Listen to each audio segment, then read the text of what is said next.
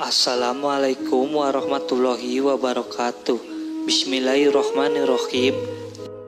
Kisah seorang tukang kayu yang menemani mayat konglomerat dalam kubur selama 40 hari. Alkisah seorang konglomerat yang sangat kaya raya menulis surat wasiat, barang siapa yang mau menemaniku selama 40 hari di dalam kubur, setelah aku mati nanti akan kuberikan warisan separuh dari harta peninggalanku. Lalu ditanyakanlah hal itu kepada anak-anaknya, apa mereka sanggup menjaganya di dalam kubur nanti. Tapi anak-anaknya menjawab, mana mungkin kami sanggup menjaga ayah, karena pada saat itu ayah sudah menjadi mayat. Keesokan harinya dipanggillah semua adik-adiknya dan beliau kembali bertanya, adik-adikku, sanggupkah di antara kalian menemaniku di dalam kubur selama 40 hari? Setelah aku mati nanti, aku akan memberi setengah dari hartaku. Adik-adiknya pun menjawab, apakah engkau sudah gila? Mana mungkin ada orang yang sanggup bersama mayat selama itu di dalam tanah. Lalu dengan sedih konglomerat tadi memanggil ajudannya untuk mengumumkan penawaran istimewanya itu ke seantero negeri. Akhirnya sampai jugalah pada hari di mana konglomerat tersebut kembali ke rahmatullah. Kuburannya dihias megah laksana sebuah peristirahatan termewah dengan semua perlengkapannya. Pada waktu yang hampir bersamaan, seorang tukang kayu yang sangat miskin mendengar pengumuman wasiat tersebut.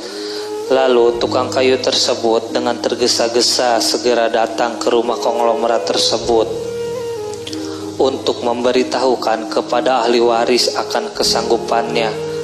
Keesokan harinya dikebumikanlah jenazah sang konglomerat.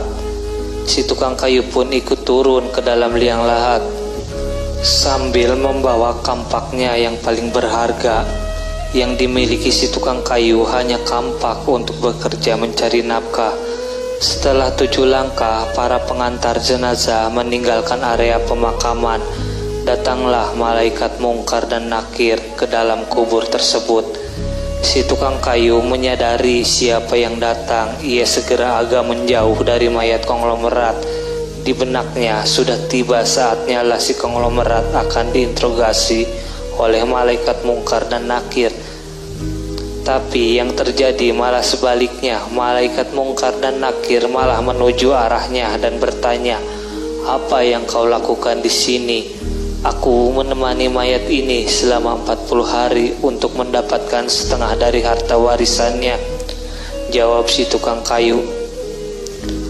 Apa saja harta yang kau miliki? Tanya mungkar dan nakir. Hartaku cuma kampak ini saja untuk mencari rezeki, jawab si tukang kayu.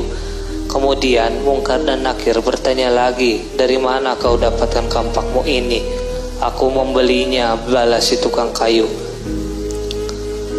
Lalu pergilah mungkar dan nakir dari dalam kubur tersebut.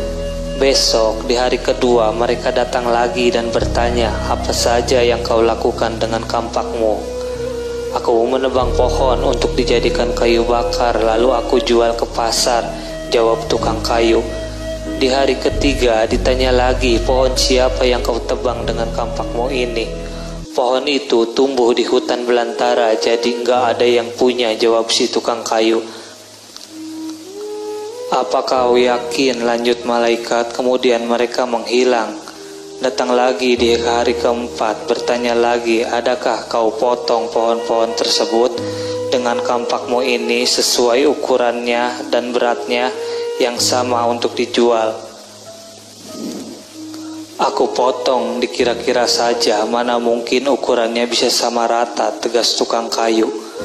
Begitu terus yang dilakukan malaikat mungkar dan nakir, datang dan pergi sampai tak terasa sekarang 39 hari sudah, dan yang ditanyakan masih berkisar dengan kampak tersebut.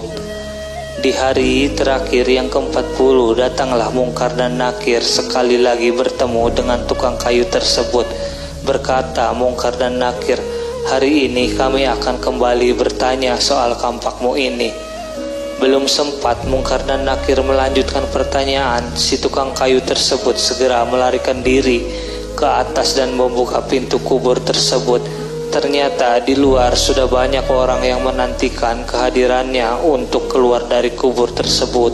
Si tukang kayu dengan tergesa-gesa keluar dan berlari meninggalkan mereka sambil berteriak, "Kalian ambil saja semua bagian harta warisan ini, karena aku sudah tidak ingin menginginkannya lagi."